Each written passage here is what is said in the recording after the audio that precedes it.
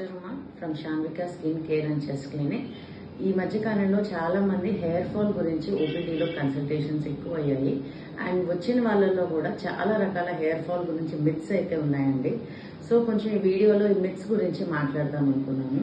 So చాలా మంది first వచ్చే మిత్ ఏంటి అంటే, ఇప్పుడు ఫ్రీక్వెంట్ హెయిర్ వాష్ చేస్తే హెయిర్ ఫాల్ ఎక్కువ అవుతుందా? అట్లా ఏమీ లేదండి. హెయిర్ ఫాల్ కి షాంపూయింగ్ కి పెద్ద సంబంధం ఏం లేదు. అఫ్ కోర్స్ హార్ష్ కెమికల్స్ లాంటివి ఎక్కువసార్లు యూజ్ చేస్తే ఊడుతుంది తప్ప as such only shampooing use చేయటం మూలంగా మీకు హెయిర్ ఫాల్ అనేది అయితే ఎక్కువగా ఏమీ ఉండదు. That is the first myth. Second thing ఏంటి అంటే, ఆయిల్ పెట్టుకోవట్లేదు, ఆయిలింగ్ లేకపోవడం మూలంగా హెయిర్ ఫాల్ అవుతుంది. ఆయిలింగ్ ఈజ్ జస్ట్ కండిషనింగ్ అండి. అది తరతరాల నుంచి మనకు అలవాటైంది కాబట్టి మన స్కాల్ప్ టైప్ ని బట్టే మనం ఆయిల్ అనేది పెట్టుకోవాలి. Dry hair or dry scalp ఉన్న వాళ్ళైతే ఆయిల్ యాజ్ ఎ కండిషనర్ మాత్రమే పెట్టుకోవాలి. It will do nothing for our hair growth. అదే ఆయిలీ స్కాల్ప్ వాళ్ళు, డాండ్రఫ్ ప్రాబ్లం ఉన్న వాళ్ళు, ఇచ్చీ స్కాల్ప్ ఉన్న వాళ్ళు, సో ఈ ఆయిల్ అనేది ఎక్కువగా యూజ్ చేయకపోవటమే మంచిది. Oiling is just as a conditioner అనమాట. థర్డ్ థింగ్ ఏంటి అంటే, ఈ హెయిర్ స్పాస్ వల్ల, కెరాటిన్ ట్రీట్మెంట్ వల్ల, ప్రోటీన్ ట్రీట్మెంట్ అని చాలా మంది చేయించుకుంటున్నారు. ప్రోటీన్ అనేది ఎప్పుడూ కూడా లోపలికి మనం ఫుడ్ రూపంలో తీసుకుంటే అది హెయిర్ కి ఇంపార్టెంటే గానీ పైన కెరాటిన్ పుయ్యటం మూలంగా మనకి ఎటువంటి ఉపయోగం ఉండదు. ఇన్ఫాక్ట్ ఈ హీట్ ప్రొడ్యూసర్స్ ఏదైతే ఉన్నాయో, హీట్ ప్రొసీజర్స్ ఏదైతే చేస్తున్నామో వాటి వల్ల ఇంకా ఫాలికల్ డ్యామేజ్ ఎక్కువయ్యి హెయిర్ ఫాల్ ఇంకా యాక్చువల్లీ ఎక్కువ అవుతుంది.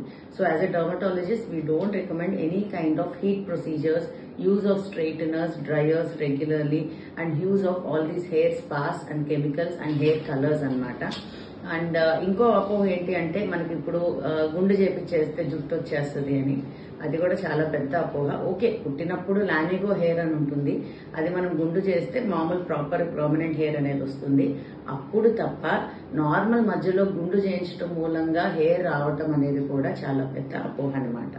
సో ఇంకోటి ఏంటి అంటే, నేను చాలా హెల్మెట్స్ వాడుతున్నాను, లేకపోతే నేను చాలా క్యాప్లు పెడుతున్నాను, వాటి వల్ల హెయిర్ ఫాల్ అవుతుంది అనుకుంటారు. ఒక రకంగా ఎట్లా అంటే, ఈ క్యాప్స్ లో, హెల్మెట్స్ లో ఉండే డస్ట్ వల్ల, డర్ట్ వల్ల, చెమట వల్ల అవి కరెక్ట్ గా క్లీన్ చేసుకోకపోతే ఆ స్కాల్ప్ హెల్త్ అనేది పాడవుతుంది తప్ప యాజ్ సచ్ హెల్మెట్స్ వల్ల కానీ, హ్యాట్స్ వల్ల కానీ మీకు హెయిర్ ఫాల్ అనేది రాదు.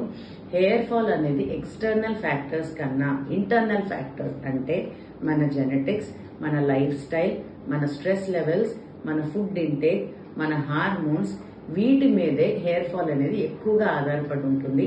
పైన ఫ్యాక్టర్స్ వల్ల కాదు. ఈ మధ్యకాలంలో ఆనియన్ జ్యూస్లని, మెంతు పిండ్లని కూడా చాలా మంది పెడుతున్నారు. అవన్నీ జస్ట్ కండిషనింగ్ కే తప్ప ఏ విధంగానూ మనకి హెయిర్ ఫాల్ సమస్యకి అది పరిష్కారం అయితే కానే కాదు.